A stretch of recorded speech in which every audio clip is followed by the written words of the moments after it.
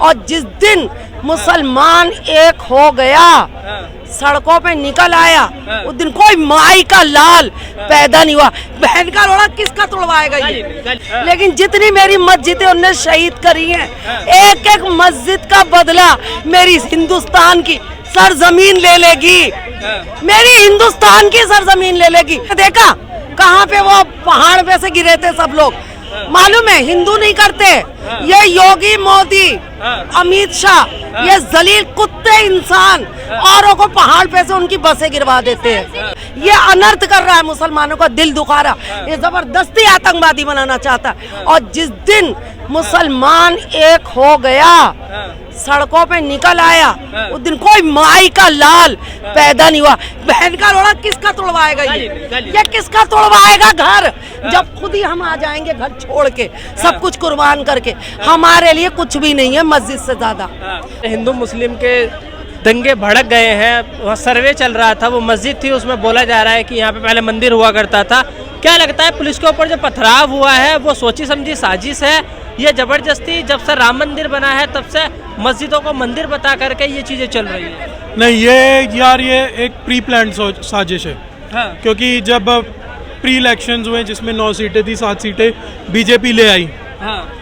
ठीक है ना, अगर उससे पहले होता तो भी ये बीजेपी पे आरोप लगाते कि बीजेपी ने कराया। हाँ। लेकिन ये प्री प्लान साजिश थी, इसमें अपोजिशन पार्टी का क्लियर कट टू कट हाथ है, चाहे वो तौफीक राजा हो, चाहे वो समाजवादी पार्टी हो, चाहे इवन दो वो कांग्रेस हो। हाँ। ये इनका क्लियर कट टू कट इनका वो था, इनका मैनिफेस्टो था कि किसी ना किसी तरीके से हमें योगी जी की सरकार को नीचे गिराना है। क्योंकि ये अपनी अगर इनकी बात की जाए ना, तो अगर मुलायम सिंह की सरकार रही हो या अखिलेश यादव की सरकार रही हो, अखिलेश यादव की जो सरकार थी 18 महीने, इसके कार्यकाल में 28 दंगे हुए, जिसमें मुजफ्फरनगर का दंगा सबसे बड़ा था। ठीक है ना। और अगर बात की जाए मुलायम सिंह की सरकार की टाइम की, तो मुलायम सिंह करते थे जातिवाद पे सरकार अपनी राजनीति, उन्होंने तो हिंदुओं को ही बांट दिया। चाहे वो जैसे कि बात की जाए कि दलितों को इन्होंने बिड़वाया यादवों से, ठीक है, ठाकुरों को बिड़वाया इन्होंने ब्राह्मण से।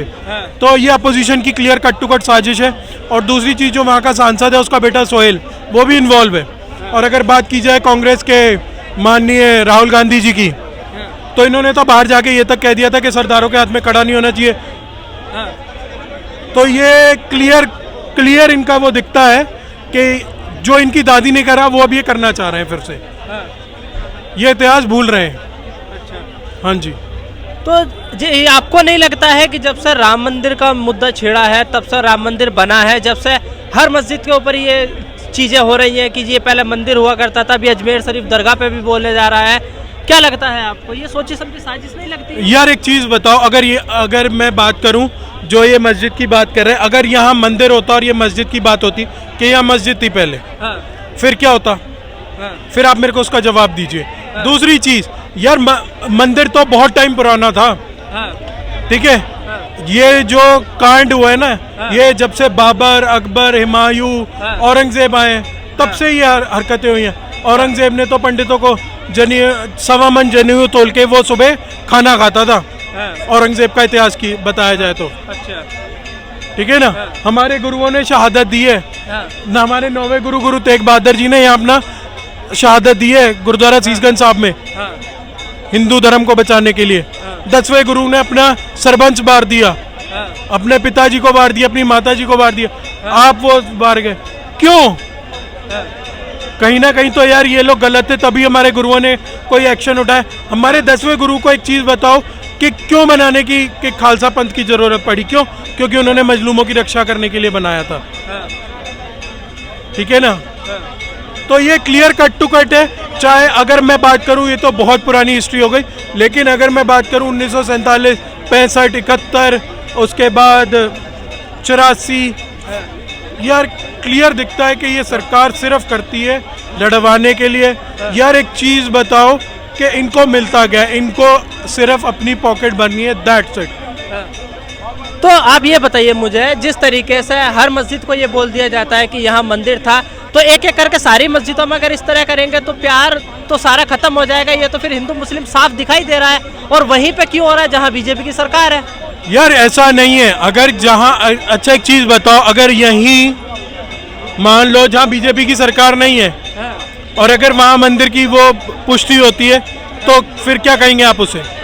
वहाँ तो ऐसे मुद्दे उठ ही नहीं रहे ना सर। यार वहाँ ऐसे मुद्दे क्यों नहीं उठ रहे? यूपी में क्यों उसके मुद्दे उठ रहे? क्योंकि यूपी में, बिहार में यार यहाँ मंदिरों की स्थापना हुई है।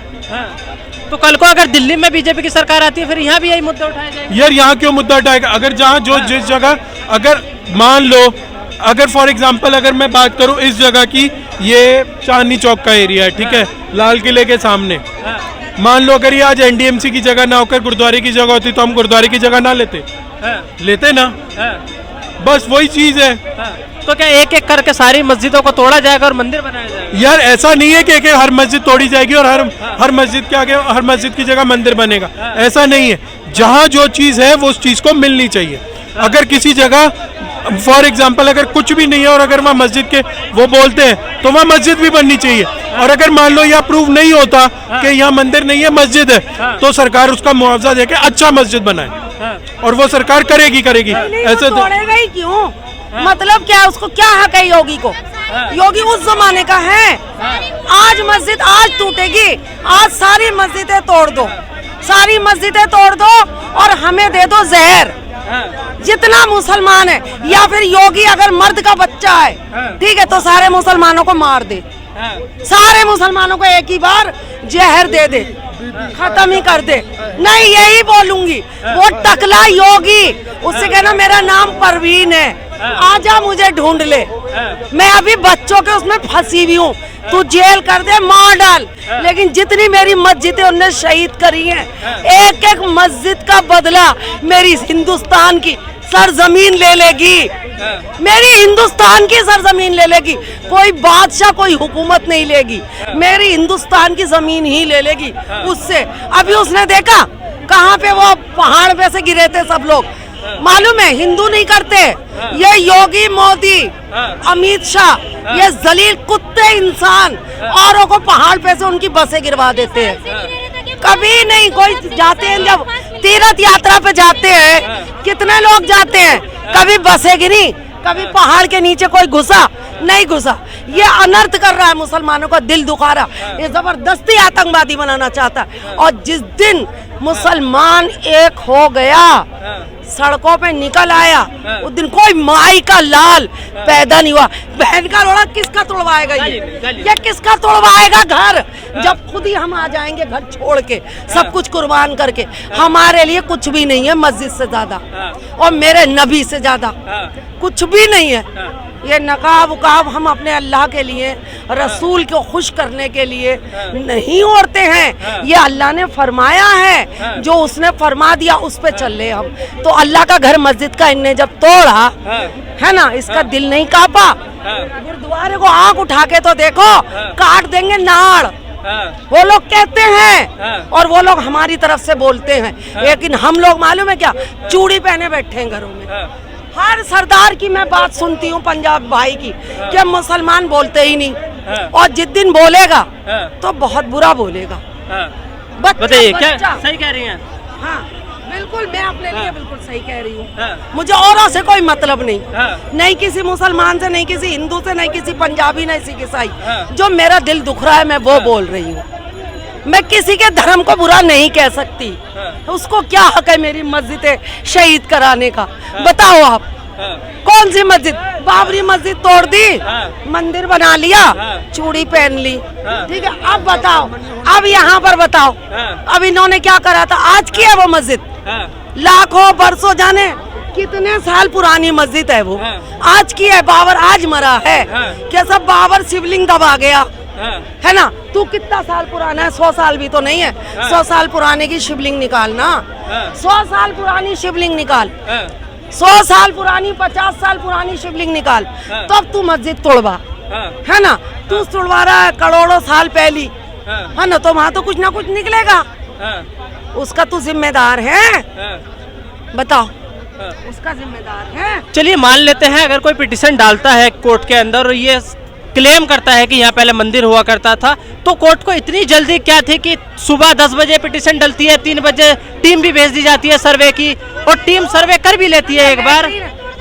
हो सकता है हमारे गटर में, लैट्रीन में कुछ निकल आए, तो तुम वो भी हमारा घर भी कर दो। ऐसा तो जहाँ हमारे मकान है बने हुए वहाँ भी जरूर कुछ ना कुछ मंदिर रहा होगा, है ना। जो पुरानी जमीनें हम लोग खरीदते हैं खेतों में, वहाँ शमशान घाट भी रहा होगा, कब्रिस्तान भी रहा होगा, मंदिर भी रहा होगा।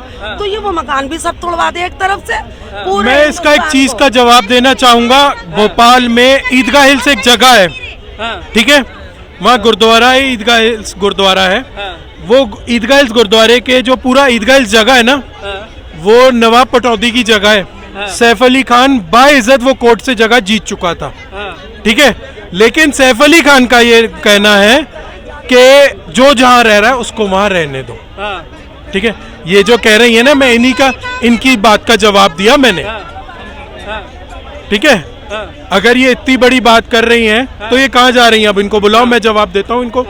चलिए आप दीजिए, जवाब दीजिए। यार एक सिंपल सा लॉजिक है। अगर एक चीज बताओ, मैंने आपको उसका एक एग्जांपल दिया, एक सिंपल सा मैंने आपको एक लॉजिक दिया कि अगर जो चीज है वो उसको मिलनी चाहिए। अगर मान लो कि वहाँ मंदिर के क्षण नहीं मिलते, ना शिवलिंग मिलता, ना कोई मूर्ति मिलती, तो सरकार उसका मुआवजा देके मस्जिद बनाएगी अच्छे।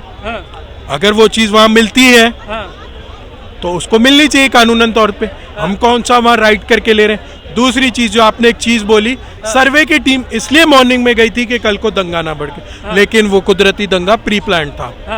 मैंने आपको उसका जवाब पहले दे चुका। नहीं, वो तो 3 बजे चली गई थी सर्वे टीम, सर्वे करके आ गई थी। सर्वे अगले टीम दिन गई थी। अगले टीम गई थी, दंगा हुआ, दंगा प्री प्लान था।